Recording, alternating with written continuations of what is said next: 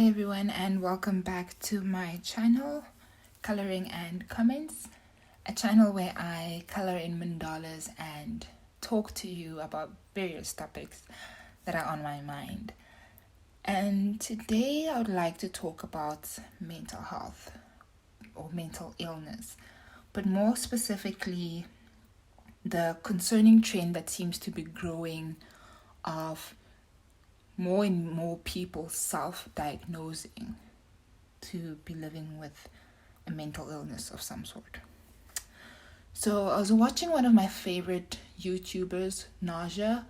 My channel's name is The Voodoo Child, and I'll make sure I'll put a link in the description box to her channel, and more specifically to the video that I'm referring to now. And in this video, she talks about various conspiracy theories. It's very interesting. But one of the things she touches on is this growing culture of more and more people self-diagnosing when it comes to having mental illness. I'm not on TikTok, so I can't speak on what happens on TikTok, although I've seen on YouTube that it's a big thing on TikTok. But I can speak on Twitter, and I've seen a lot of people talk about the anxiety, talk about how their OCD is kicking in, talk about how they're so depressed. And it's either these people are using these words, and when I say these people, I'm talking about people that haven't been officially diagnosed, right? Using these words to mean as synonyms with something else. So, for example, being sad because something happened will be replaced with depressed.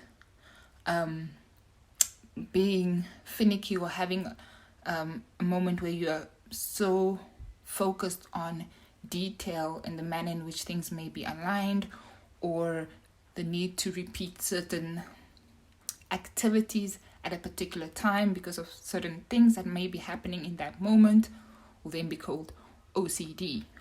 Or feeling butterflies because of an upcoming interview, and then we say it's anxiety, right? Because we know that has been a problem. If you are someone that has been in the mental health community, you know that the use of these words synonymously with other things is very problematic, because it kind of dilutes the magnitude of these illnesses or disorders. But what we see now is an extension of that. So people are not only using it synonymously, but now people are saying that they have these illnesses or disorders because, in a lot of times, it's because of the stereotypical behaviors that we associate with certain things or certain disorders. I'll give an example. So I live with bipolar disorder. I live with bipolar disorder type 2. A lot of people don't know that they are, I think, as of this recording, DSM-5. I think there are 3 that they've categorized them as, and I stand to be corrected. I'm not a registered psychologist, I'm just saying. But a lot of people just think there's only one bipolar, and bipolar is classified by extreme mood swings. So I'm really happy in 1 second, and then 2 minutes later I'm very down and I'm crying and everything's so dramatic. And that's what people envision when they think bipolar. But people don't realize that sometimes mania is in the form of a week or 2 long artistic high where you are creating like no other. But the expense of that is that adrenaline is so taxing on the body that your body is in constant pain. Or let me speak for myself, is that when I'm in those highs, my body's physically in pain. My shoulders hurt, my back hurts, I can't sleep, but at the same time, I just want to create because my mind is so busy. Sometimes my mania looks like me wanting to spend all my money on food. And this is actually something that's very common with people with bipolar, is that can be very reckless with money, like extremely reckless. You have to be very careful. And that's one of the things I still suffer with, but I have put mechanisms in place to help with that, and also engage some people to help me stay accountable.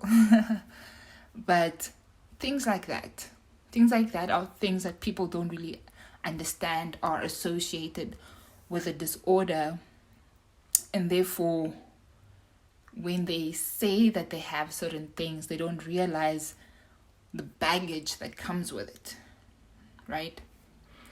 But another problem that I have with that is that these are people that will say they have bipolar, they have schizophrenia, ADHD, and they're not taking medication, but they feel amazing, and they're coping, and life is good for them even with this disorder.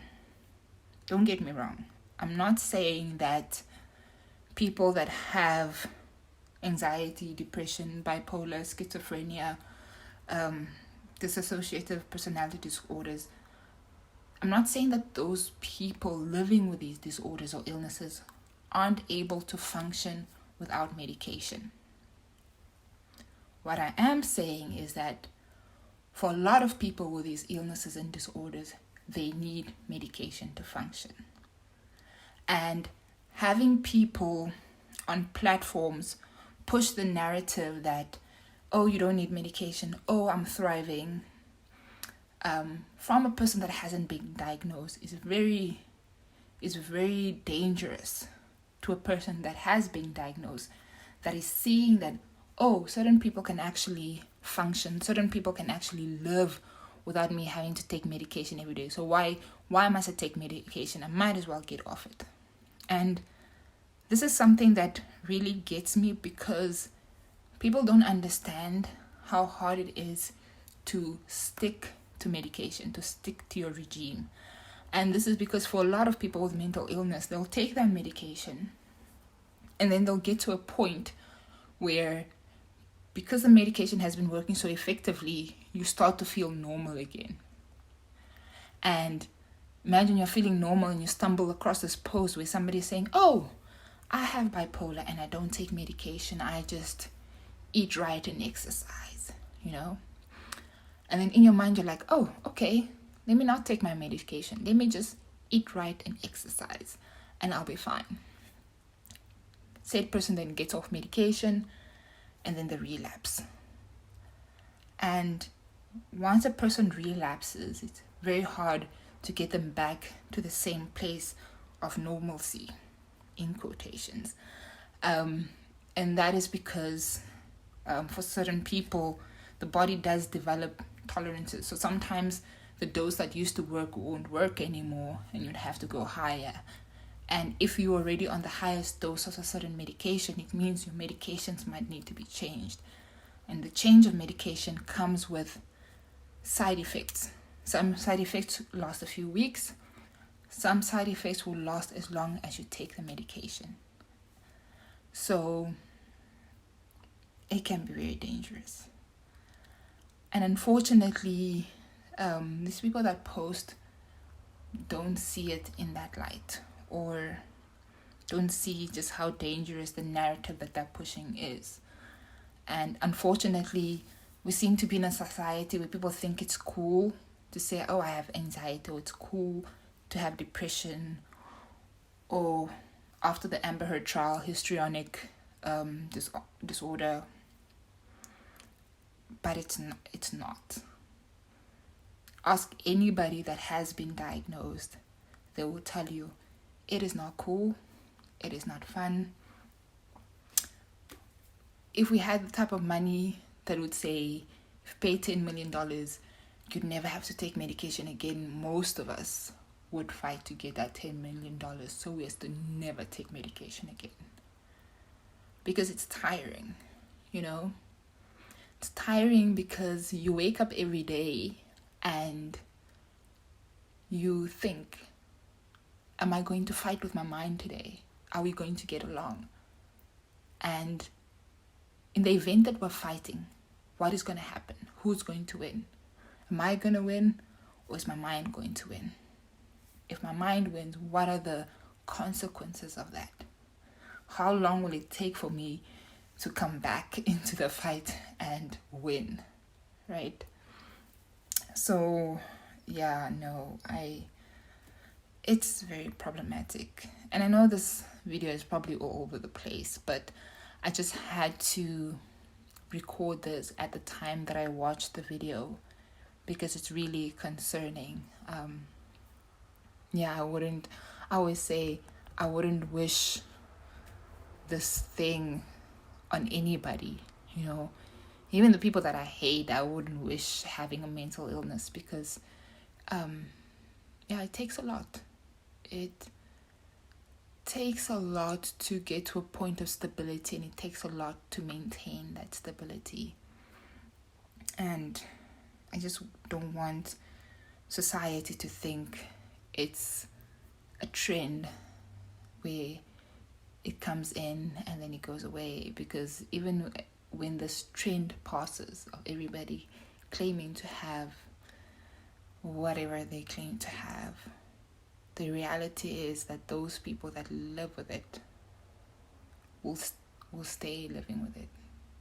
And the damage that's caused to the awareness around mental health and mental illnesses will remain. And the community will have to go back and start from scratch and build again. Build to a point where people take it seriously. Build to a point where you go into a health professional's office and the health professionals fully understand and grasp the concept, right? And understand that you're not just there because you want to be like, oh yes, I have been whatever, with whatever disorder, but you are there because you're truly seeking help. So yeah, before I end this video, I just want to ask you, like, have you seen these posts, or do you know someone that you feel is very keen on labeling themselves with a mental illness? And why do you think that's the case? I did watch another video by Khadija Bow. I forgot the title, but I think I'll put it in the description if I remember. And she talks about how maybe the need to label yourself as whatever is a mental disorder in and of itself. But yes, that's a video for another day. So thank you so much for listening to me ramble. And I ask you to please like, comment, share, and subscribe. Let me know your thoughts down below. May your day be colorful and wonderful. And I'll see you in the next one.